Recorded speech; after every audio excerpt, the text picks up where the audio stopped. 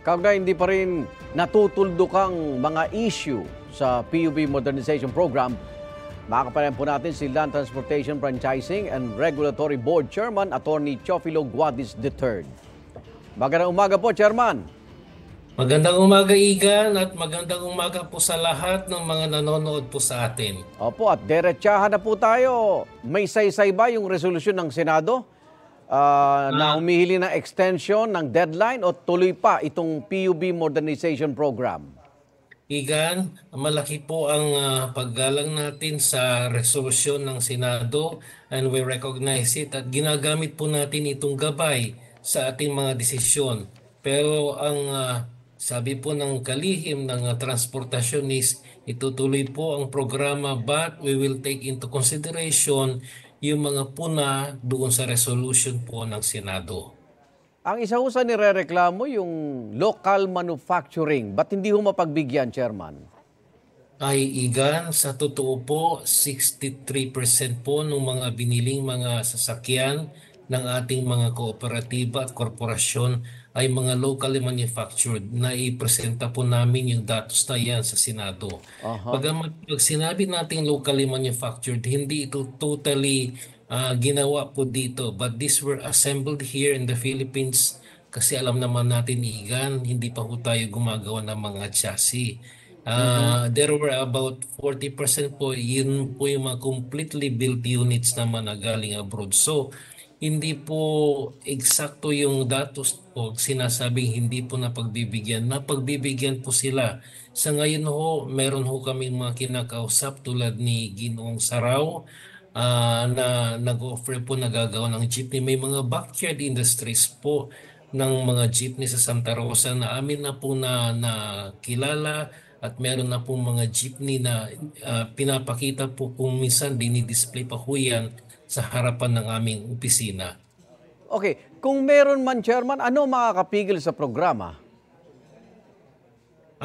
Sa ngayon po, wala po akong alam na pwedeng pumigil dahil ang utos po ng ating kalihim at ituloy po yung programa. Kung meron man pong mga problema, ang guidance po sa amin is ayusin po, i-address po yung mga programa. Pero huwag kong pigilin dahil ito po ay unfair doon sa mga 82% na yumakap na sa programa. Marami na ho riyan nagsanla ng mga gamit nila po para makabili ng mga modernized jeepneys. Opo. At nakahiram na po sila sa bangko.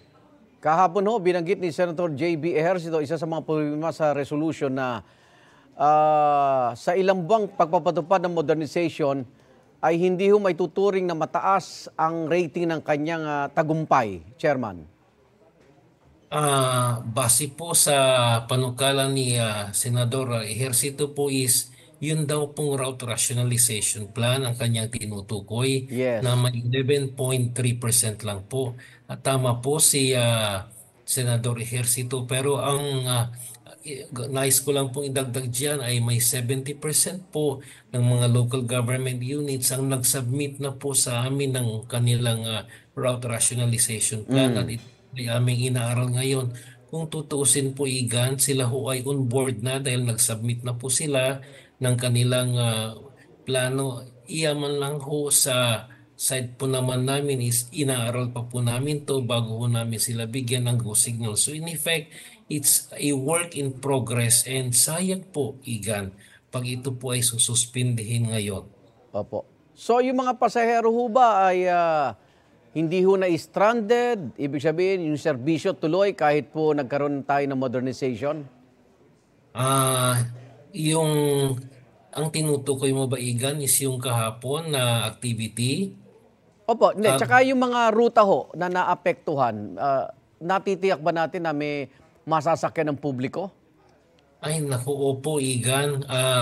Ito namang programa ng gobyerno, ang gusto lang dito is iayos po yung mga ruta. Kasi may mga ruta po na ang dami pong mga jeepney, may mga rutang kulang-kulang sa jeepney. So ang programang ito, ang thrust ng programang ito is iayos po yung thrust. Totoo po, may mga areas po na isa hanggang apat lang po yung mga jeepney na bumabaybay, mas lalo sa mga liblib na mga barangay. Sa mga ganitong pagkakataon po ay hindi na ho natin sila nire-require na sumama doon lang sa first stage, which is industry consolidation, Opo. which requires 15 members to form a cooperative. Opo. Pero sila pa rin po ay sakop ng programa ng modernisasyon ng ating pamahalaan. So ibig sabihin, huli na lang po ito, Chairman, lahat ng mga agam-agam at problemang inihain ng Senado ay ina-address naman po ng ating mga ahensya. Naku, totoo po yun, Igan. Hindi ho namin sinasantabi ang resolusyon ng Senado and we take it as a guidance sa aming mga desisyon na gagawin po. At we assure the public po na yung mga agam-agam po ng Senado ay amin pong i-address and amin pong sa lahat po ng aming mga desisyon, we will take it into consideration. Maraming salamat, LTFRB Maraming Chairman salamat po. Atty. Chofilo Mabuhay po Gabis kayo. III. Ingat po. Maraming salamat po. Igan, mauna ka sa mga balita. Mag-subscribe sa GMA Integrated News sa YouTube. Sa mga kapuso abroad, subaybayan nyo kami sa GMA Pinoy TV at sa www.gmanews.tv.